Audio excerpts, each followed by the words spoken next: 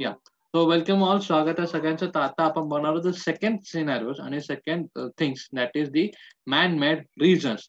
आता म्हणजे second part बघतो आपण वॉटर पोल्युशनचा. ठीक आहे, तर त्याच्यामध्ये मॅन मेड रिझन्स आपण बोललो. काल आपण नॅचरल रिझन्स बघितलेला होता. त्याच्या प्रिव्हियस व्हिडिओज मध्ये आपल्याला ते दिसून येतील की नॅचरल रिझन्स वगैरे काय होतं, मग कोणते कोणते नॅचरल रिझन्स होते त्याच्या डिटेलमध्ये आपण बोललेलो आहोत. आता आपण मॅन मेड रिझन्स बद्दल बोलूया आणि त्यांच्याबद्दल डिटेल्स मध्ये आपण बोलून घेणार आहोत. तर बघा, डोमेस्टिक सिवेज. डोमेस्टिक सिवेज म्हणजे the domestic sewage from the village and the cities deposited of in the river water. म्हणजे बघा, आपल्या शहरातली घाण, भले ते गटारीचे घाण असो किंवा आपल्या छोटे छोटे गटार किंवा जो विस्टा वगैरे असते किंवा म्हणजे आपले जे मल्ले असतात बेसिकली, भले आपला बाथरूमचं किंवा टॉयलेटचा, हे दोघे पाणी काय होतात, मोठ्या मोठ्या गटारीमध्ये मिक्स होतात आणि मोठ्या गटारीमधून ते कुठे जातात, ते डिरेक्टली जसंच्या तसं नदीमध्ये सोडण्यात येतात. ते डिरेक्टली जसंच्या तसं नदीमध्ये सोडण्यात येतात. ठीक आहे, so this is the thing. हा एक मोठा मॅनमेड रिझन, हा एक मोठा कारण आहे की जेणेकरून वॉटरचं पोल्युशन होतं, म्हणजे पाण्याचं प्रदूषण होत असतं. And second thing is industrial effluent. And industrial influent आपण बोललो, इफ्लुएंट जर आपण बोललो, तर त्याच्या various pigments and the bleaching and the chemicals leather pieces and the fibres mercury lead etcetera release into the water. म्हणजे ज्याप्रमाणे आपण लास्ट टाइम बोलत होतो काय, केमिकल्स, सॉरी, इंडस्ट्रीज मधून जे काही केमिकल्स आहेत, ते सगळे केमिकल्स जसे तसेच वॉटर बॉडीज मध्ये, म्हणजे नदी, नाला, ओढा याच्यामध्ये किंवा तलाव यांच्यामध्ये सोडण्यात येतं. नंतर आपला ऑइल स्प्रिंग. आपल्या सगळ्यांना माहिती आहे की ऑइल जो जनरेट केला जातो किंवा ऑइलचे जास्तीत जास्त खाण बेसिकली आपल्या इंडियामध्ये तरी ते समुद्रामध्ये आपण बघतो. म्हणजे मुंबई आहे किंवा आपण वसई आहे, अशा प्रकारचे दोन एक्झाम्पल बोलतो ज्याच्यामधून ऑइल समुद्रातून काढण्यात येतं. तर बघा, हे काय, तर तेव्हा वाईल ट्रान्सपोर्टेशन म्हणजे ऑइलचं जे देवाणघेवाणी जे होत असते, ते आपल्या जास्तीत जास्त करून समुद्रातून होत असतात. तर ऑइलची देवाणघेवाण होताना जर एखाद्या शिप मधून जर ऑइल लिकेज झालं किंवा the cleaning of tanker the oil cleaning of tankers of oil spread into the water. म्हणजे बघा, एकतर ती एक गोष्ट होते किंवा ऍक्सिडेंट वगैरे झाला असेल त्या शिपचा, तर खूप जास्त प्रमाणात ऑइल किंवा पेट्रोल किंवा ऑइल, पेट्रोल, म्हणजे बेसिकली ऑइलच बोलूया आपण. ऑइल हे सगळं काय होतं, पाण्यामध्ये मिक्स होऊन जातं आणि त्याच्यामध्ये लिकेज होतं म्हणजे गळती होणे, पहिली गोष्ट गळती. नंतर ऍक्सिडेंट वगैरे झालं असेल तर त्याच्यामुळे ते पूर्ण हे होतं, स्प्लिट होऊन जाणं, म्हणजे ते पूर्ण पसरवून जाणं ऑइल. आणि थर्ड आहे की त्या त्या वॉटर बॉडीज मध्ये त्या ऑइल जे टँकर्स आहे त्यांचं वॉशिंग करणं, म्हणजे त्यांना धुणं. हे या तिघांमुळे काय होतं, आता बघा, तर तेल कसं आहे, तेल हा काय लगेच निघणारा पदार्थ नाही, त्याला आपल्याला धुवावाच लागतो आणि तो धुतल्यानंतरच निघतो. तर बघा, तेल जो आहे तो बेसिकली तेलला जेव्हा तो टँकर जेव्हा धुतो, त्याच्यामधून जो पाणी जेव्हा धुतो किंवा वॉश करताना आपण काय करतो, वॉश करताना त्या पाण्यामध्ये सुद्धा तो तेल थोडाफार प्रमाणात काय असतो ना, पण मिक्स तर झालेला असतो. तर त्याच्यामुळे सुद्धा काय होतं, पोल्युशन होत असतं. म्हणजे it is also the type of the oil spillage आपण बोलू शकतो. The use of fertiliser and the pesticide. बघा, एनकेपीके, that is potassium, नंतर we can say the urea, and this contains potassium, urea, phosphorus, contains the chemical fertilizers, and that is NPK, basically fertilizer. Okay, chemical fertilizer आपण बोलतो. The pesticide like endon, chlorine, and the carbonate contain the pesticide flow and mix with the water. म्हणजे बघा, ज्याप्रमाणे आपण काल एक scenario बोललो होतो, ते काय बोलत बघा, शेतकरी जे असतात, जे आपले शेतकरी ते काय करतात, शेतकरी आपले केमिकल फर्टिलायझर यूज करतात चांगला ग्रो होण्यासाठी. आणि पिकावरती ते काय करतात, केमिकल फर्टिलायझर्स यूज करतात.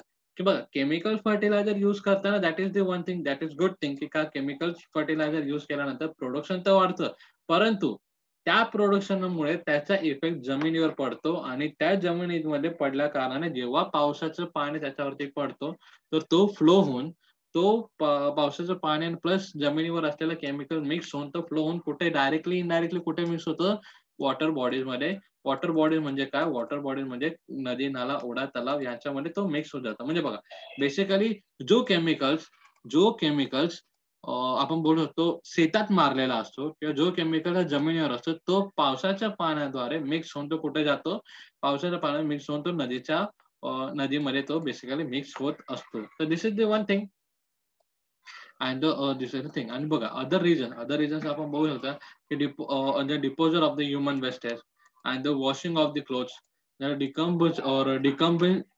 decomposing the hems and flax in the water, and the we call the deposer of ashes, another floral offering to God, and water from thermal power plant, etc. म्हणजे बघा other reasons कोणते कोणते आहेत ते बघा. आपण जे बघितलं की आपण बघा आपल्या हिंदू कल्चरमध्ये आपण बेसिकली काय करतो, आपण राखेला पाण्यामध्ये टाकत असतो. राखला आपण काय करत असतो, पाण्यामध्ये टाकत असतो. तर ही एक गोष्ट, किंवा ही एक गोष्ट झाल्यानंतर आपण बघतो बेसिकली दुसरं थिंग आहे की जे ऍशेस वगैरे आहेत ते टाकणं, नंतर फुलं वगैरे टाकणं, हे एक आहे. नंतर फ्लॉवरिंग ऑफर टू गॉड, म्हणजे ते फुलं वगैरे आपण देवाला वगैरे ऑफर करतो, ते एक आहे. ते नंतर थर्मल प्लांट, हा जो आहे की water from the thermal plant or power plant, this is the like worst effect. आणि हा एक सर्वात मोठा पोल्युशन आपण आतापर्यंत बोलत होतो, कारण त्याचा एक्झॅक्टली सोल्युशन काय ते अजूनही आपल्याकडे आलेलं नाही. ऍटलिस्ट या बाकीचे आहेत त्यांच्यावर आपण सोल्युशन तरी करू शकतो, की लाईक कसं की केमिकल कंटेंट्स आपण यूज करणं, कमी यूज करणं, किंवा वॉटर जे आपले ह्युमन वेस्टेज आहे, ह्युमन वेस्टेज म्हणजे आपले जे टॉयलेट अँड बाथरूम, त्यातलं जो पाणी नदीत जातं तर त्याच्यावरती सुद्धा आपण थोडी बंदी आणून किंवा कमी लिमिटेड पाणी यूज करून, किंवा आपण त्याला बोलवतो अदर रिॲक्शन करून ते करून, किंवा वेस्ट वॉटरचं फ्रेश वॉटरमध्ये कन्वर्ट करत होतो. But if you talk about this thermal power plant मध्ये जे वॉटर असतं त्याच्यामध्ये अजूनही काय थर्मल, आणि this is the dangerous pollution of the water. This is a dangerous pollution of the water. And हे कोणते reasons आहेत? These are basically man-made reasons, and these are the man-made reasons. So these are the several reasons that we can see,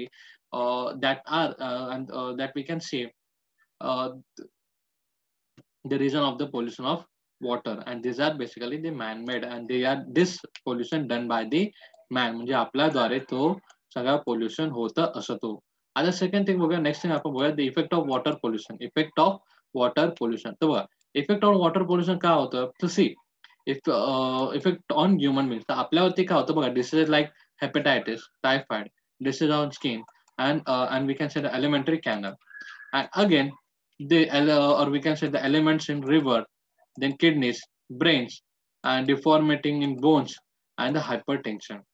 तर बघा याच्यामुळे आपल्याला काय काय होऊ शकतं, तर आपल्याला वेगळा ताप येऊ शकतो. वेगळा ताप म्हणजे बेसिकली आपण बघायला गेलो तर बघा यकृत, सेकंड आपण पॉईंट बघतो, यकृत, मूत्रपिंड, मेंदू विकार, हाडांमध्ये विकृती, उच्च रक्तदाब, अशा प्रकारचे विकार आपल्याला होऊ शकतात. म्हणजे बेसिकली काय काय काय काय होऊ शकतं, व्हॉट वी कॅन सी, तर आपल्याला वेगवेगळे डिसीज आहेत. लाईक आपण बोलू शकतो आपलं लूज मोशन होऊ शकतात, आपला ताप होऊ शकतो, राईट. अँड अनदर जे काही सिनारिओज असतील तर त्याच्यामुळे आपल्या जे बॉडीचे जो फंक्शन्स आहे, बेसिकली बघा जर आपण जास्तीत जास्त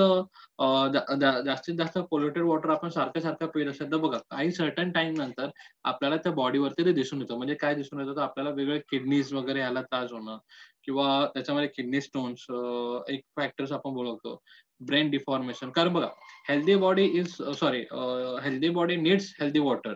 म्हणजे चांगली बॉडी असेल किंवा चांगली जे शरीर असेल तर त्यांना काय असतं, चांगलं पाणी असणं गरजेचं आहे. तर बघा not only the water, the healthy food, healthy water, healthy air is good, and its need, these are the basically the needs of the healthy body. म्हणजे चांगल्या उत्कृष्ट बॉडीसाठी, चांगला उत्कृष्ट शरीर आणि चांगला उत्कृष्ट मेंदूसाठी सुद्धा, ओके, या तिन्ही गोष्टीची गरज भासत असते. तर बेसिकली बोलायचा अर्थ असा आहे की यांच्यामध्ये कोणतेही फॅक्टर जर आपल्याला जर इफेक्ट जर पोल्युटेड आपल्याला भेटला, किंवा किंवा आपण बोलतो कंटॅमिनेट जर आपल्या शरीरामध्ये गेला, तर आपल्याला काही ना काही तर डिसीज होणं हे साहजिकच आहे. काही ना काही आपल्याला आजार होणं हे साहजिकच आहे. So see, these are the things, these things can happen on the human body. These are the effects of the human body. आता आपण इफेक्ट्स ऑन इकोसिस्टमवर बघूया.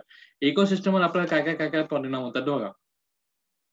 And retard the plant growth, loss of plant species, increases in salt content of water, decreases dissolve oxygen level, distribution in aquatic ecosystem, death of aquatic animal, and we can say the adverse effect on sea birds. म्हणजे बघा या picture मध्ये दाखवू शकतो, त्याला जो water आहे, water polluted आहे, याच्यामुळे काय झालं, इथल्या ज्या मच्छ्या आहेत त्या मच्छ्या काय झाल्या आहेत, मच्छ्या मेलेले आहेत, सडलेले आहेत, म्हणजे सडलेले मेलेले आहेत. म्हणजे ते म्हणजे तो पोल्युशन वॉटर घेऊन घेऊन, त्यामुळे मच्छ्या बेसिकली कसं राहतात, पाण्यामध्ये राहतात. तर पाण्यामधलं जर पाणी पोल्युटेड झालं असेल, कंटॅमिनेटेड झालं असेल, तर त्याचा इफेक्ट मच्छ्यांवरती, फिशवरती सुद्धा होत असतो आणि होतो आणि ते आणि what it causes the death of this animal, not only the fishes, the other animals like the tortoise, if we take the like the octopus, if we take the big fishes like shark, if we take the dolphins, if we take even though the plants of that water plant, basically आपण जे शेवाळ वगैरे बोलतो, म्हणजे basically मला काय बोलायचं आहे, म्हणजे फक्त मच्छ्याच नाही तर मच्छ्या, ऑक्टोबस, नंतर मोठ्या मच्छ्या, नंतर त्याच्यामध्ये कासव वगैरे असतील, किंवा नंतर आपण बघतो त्याच्यामध्ये जे झाडं, शेवाळ्या वगैरे असतील, त्यांच्यावरती सुद्धा इफेक्ट पडत असतो आणि त्या वॉटर बॉडीज मधले वॉटर तो कंटॅमिनेटेड असल्या कारणाने तिथले जे काही इकोसिस्टम आहे, तिथला जो पण बायोडायव्हर्सिटी म्हणजे तिथले जैवविविधता आहे, हे कुठे ना कुठे in danger, it's comes in danger, म्हणजे ते कुठे ना कुठे धोक्यामध्ये येत असतात. अँड नॉट ओनली दिस, त्यांच्या वॉटर बॉडीच्या आजूबाजूला जे काही प्लांट्स वगैरे असतील त्यांना सुद्धा ते इफेक्टिव्ह करत असतात, त्यांना सुद्धा ते इफेक्ट करत असतात. बघा, this is the one thing. Second thing आपण बघू शकतो की जेव्हा वॉटर पोल्युशन हे जास्त होतं किंवा वॉटर कंटॅमिनेटेड व्हायला जास्त होतं, तेव्हा त्यांच्यात ऑक्सिजन जो डिझॉल्व्ह ऑक्सिजन त्यांच्यामध्ये असतो तो पण सुद्धा काय होत जातो, कमी कमी कमी कमी व्हायला सुरुवात होतो, कमी कमी कमी व्हायला सुरुवात होतो. बघा, त्यांच्या ऑक्सिजन लेवल कमी असल्या कारणाने, कमी झाल्या कारणाने बघा, फिश वगैरे यांना किंवा जे प्लांट्स वगैरे आहेत, जे पाण्यामधले प्लांट्स वगैरे, तर त्यांना ऑक्सिजन कुठून भेटत असतात, ते बेसिकली वॉटर मधून ते पाणी घेत, वॉटर मधून, सॉरी, त्यांचं ते ऑक्सिजन ते प्रोव्हाइड करत असतात, वॉटर मधून ते आपलं ऑक्सिजन घेत असतात. परंतु त्यांचंच वॉटर किंवा त्यांचंच वॉटर जर कंटॅमिनेटेड झालं असेल आणि ऑक्सिजन लेवल जर डाऊन झाली असेल, तर ऑब्व्हियसली त्यांना डेथ हे येणं साहजिकच आहे. दिस आर द थिंग्स. अशा प्रकारे त्याने फक्त एवढंच नाही तर ते आता ते जे मेलेले मच्छी आहेत किंवा ते जे काही मेलेले प्लांट्स आहेत, हे खाऊन जे सी बर्ड्स आहेत किंवा जे आपण पक्षी आहेत, जे मच्छ्या वगैरे खात असतात किंवा ते समुद्राच्या किनारी राहत असतात किंवा नदीच्या किनारी राहत असतात, त्यांच्या सुद्धा जीवाला धोका आहे. त्यांच्या सुद्धा जीवाला धोका आपण बघू शकतो. तर बघा, only because of the water pollution कितीतरी आपले इकोसिस्टम, कितीतरी बायोडायव्हर्सिटी जे इंटरलॉक्ड आहेत, म्हणजे इंटरलॉक मीन्स व्हॉट, की जे एकावरती चेन्स आहेत, जे एकमेकांवरती डिपेंडन्स आहेत, ते सुद्धा कोणत्या ना कोणत्या प्रकारे इफेक्ट हे करू शकतात. बघा, आता थर्ड आपण बघूया other effect. Change in physical and the chemical properties of water, changes the natural color and taste, the useful aquatic fauna is destroyed, the soil fertility is affected, and toxic material are added to crops. म्हणजे बघा ह्याच्यामध्ये काय काय effect होतात, अजून extra effect बघायला तर बघा, वॉटरचा जो फिजिकल अँड केमिकल प्रॉपर्टीज आहे ते चेंज होऊन जाते. Water is basically what we call, तर एक लक्षात ठेवा, water is basically neutral in their its chemical properties. तर जो न्यूट्रल आहे, तर तो नाही एक ऍसिड आहे, नाही तो बेस आहे. परंतु जर तो कंटॅमिनेटेड झाला, जर त्यांचा जो पोल्युशन झाला, तर तो एकतर इधर acid, it can be the acid और it can be the base. त्याचं म्हणजे दोघांपैकी काही ना काय होऊ शकतो. And second thing is it change in colour. आता बघा, खराब जो पाणी असेल तो आपल्याला कसा दिसतो, खराब जो पाणी असेल तर आपल्याला कसं गडूळ वगैरे दिसत असतो, आणि जर दिसायला जर पाणी क्लिअर असेल बट तो कंटॅमिनेट असेल, तर बघा त्याची टेस्ट कुठे ना कुठे बिघडलेली आपल्याला दिसून येते. टेस्ट कुठे ना कुठे बिघडलेली आपल्याला दिसून येते. दिस आर द थिंग. म्हणजे बघा, भले जर कलर आणि टेस्ट हे दोघांपैकी काही ना काही तर बिघडत जातो. त्याचं फिजिकली आणि केमिकली त्याचे जे प्रॉपर्टीज आहे हे नक्की चेंजेस होतात. आणि जर अशा प्रकारच्या कंटॅमिनेटेड वॉटर जर आपण युज केलं, ते पण क्रॉपसाठी, ऍग्रिकल्चरसाठी, तर काय होणार, तर बेसिकली सॉइलची जर फर्टिलिटी कमी होईलच, म्हणजे सॉइलची, जमिनीची उत्पादकता आहे ही तर कमी होणारच होणार. परंतु त्या जमिनीवर उगवलेले जे काही क्रॉप असतील ते पण कसे असतील, ते पण कंटॅमिनेटेड असतील आणि ते खाऊन आपण आजारी पडू शकतो. नाही, आपण पडतो सुद्धा.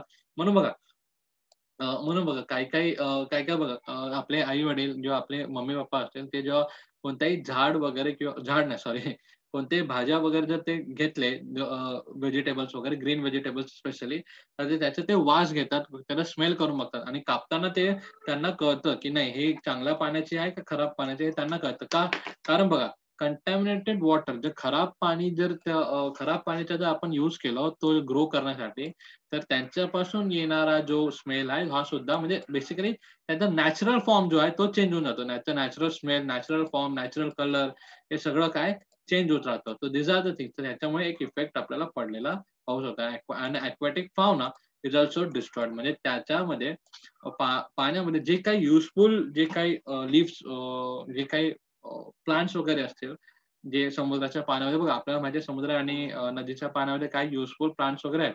तर ते सुद्धा डिस्ट्रॉय होण्याचे, ते सुद्धा वी कॅन से डिस्ट्रॉय होण्याचे, ते मरायचे, स्पॉइल व्हायचे चान्सेस हे असतात. ठीक आहे. So these are the things and this is all about the water pollution. Let's talk about the soil pollution now. I hope तुम्हाला कळते water pollution, how the water pollution dangerous for us आणि त्यासाठीच आपल्याला काय काय steps घेतले पाहिजे आणि त्यासाठी बघा त्यासाठीच आपण बोलतो की वॉटर पोल्युशन जे काही कुठे आपण फिरायला गेलो तर नदी वगैरे याच्यामध्ये आपण कचरा टाकला नाही पाहिजे. बघा जर आपण काही व्हिडिओज वगैरे बघायला किंवा पिक्चर्स वगैरे बघायला तर बघा काही काही मच्छ्यांच्या तोंडामध्ये आपले जे स्ट्रॉज वगैरे आहेत ते अटकलेले आहेत. काही प्लास्टिकच्या पिशवीमध्ये अटकलेले आहेत. काही एवढे भयंकर आहेत की लाईक कोणाकोणाच्या म्हणजे टॉर्टोइसच्या नाकामध्ये स्ट्रॉज वगैरे अटकलेले आहेत, प्लास्टिक स्ट्रॉ. तर थिंक अबाउट दिस की अशा प्रकारची ट्रीटमेंट आपल्या पोल्युशनमुळे, आपल्या चुकीमुळे त्यांच्यासोबत होत जातं. See one thing is clear की नॅचरल जे काही रिझन्स असतील तर nature itself can find its we can say remedies और nature itself can find its solution.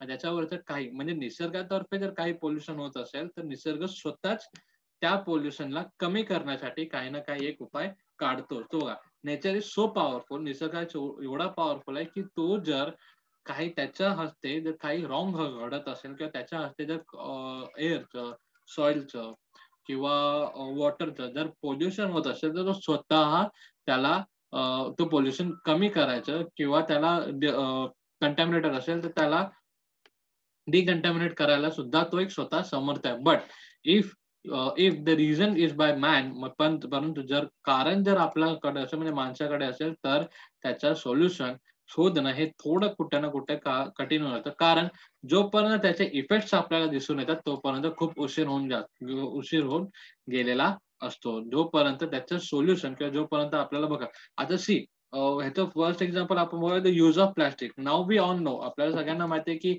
use of प्लास्टिकचा यूज करता करता it is like harmful for nature, it is harmful for our water bodies, it is harmful for us also.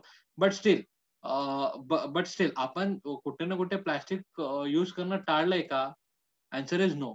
आपण अजून सुद्धा plastic त्याच प्रमाणे आणि त्याच इंटेन्सिटीने यूज करतो जेवढा आपण पहिले यूज करतो. हा थोडंफार कमी झालं असेल किंवा मोठ्या मोठ्या जे बॅग्स आहेत ते आपल्याला यूज करणं कमी झालं असतं. बट स्टील आपल्याला कितीतरी आपल्या अराउंड आपल्या गोष्टीच्या आपल्या आजूबाजूला कितीतरी गोष्टी आहेत किंवा एक साधारणतः आपण बाजारात एक भाजी वगैरे तरी घ्यायला गेलं तर if we go in the market to buy like vegetables और tomato and simple anything.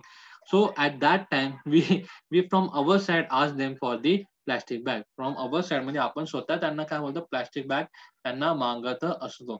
Even though the shopkeeper know that or shopper knows that he will be get fined or he will be fined if we get caught or if we get caught म्हणजे तो भले त्याला पकडला गेला तर तो fine भरेल. But still he do that what we can say भले तो डेअर करतो तेवढा तो रिस्क उचलतो आपल्याला प्लास्टिक बॅग प्रोव्हाइड करायचा का? कारण कारण आपण एवढे युज टू झालोय प्लास्टिक बॅग सोबत, आपण मेंटली आपण बोलतो एवढे युज टू झालोय प्लास्टिक बॅग युज करण्यासाठी की त्याचं सोल्युशन अद्यापही आपल्याकडे आलेला नाही. So these are the small things. जर सांगायचं तात्पर्य हेच की बघा इफ नेचर जर निसर्गाच्या हाताने जर काही चुकी झाली तर निसर्ग स्वतः तो सॉल्व्ह करण्यासाठी सक्षम आहे आणि तो करू सुद्धा शकतो.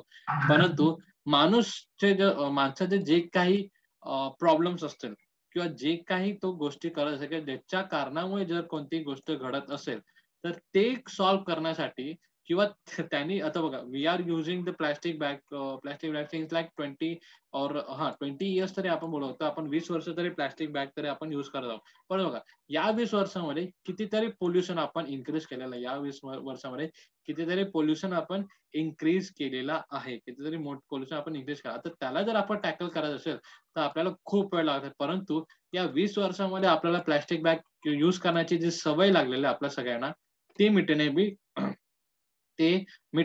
हे सुद्धा इम्पॉर्टंट आहे. ते मिटणे सुद्धा इम्पॉर्टंट आहे. See so this is the thing I said ki even the nature have its ability to even anything wrong happen by the nature he can tackle that thing or he can solve that thing. But if it's happened with the man or we can say और man is disable to solve that thing. म्हणजे माणूस आहे कुठे ना कुठे असक्षम आहे किंवा असक्षम आहे ते गोष्ट सॉल्व्ह करण्यासाठी. ओके.